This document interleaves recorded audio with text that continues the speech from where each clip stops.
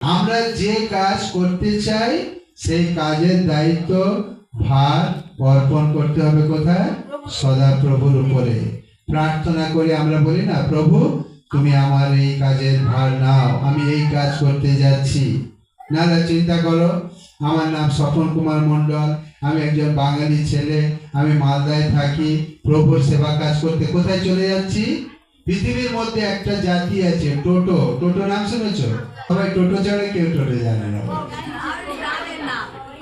হ্যাঁ, টোটো তো গাড়ি চড়ি আমরা, কিন্তু টোটো জাতি আছে একটা, টোটো।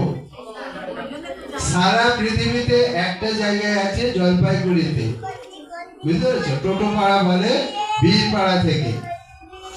তাহলে দেখো, সে আমাকে জানে না, আমি তাকে জানি না, কিন্তু আমাদের মাঝখানে কে আছে? যিশু। তাহলে আমি তার বাড়ি যাচ্ছি, তার ঘরে শুচ্ছি, তার বাড়িতে খাচ্ছি, তার সঙ্গে প্রভুর প্রার্থনা করছি। ঈশ্বর ব্যতি রেখে এ কাজ কখনো সম্ভব হবে না।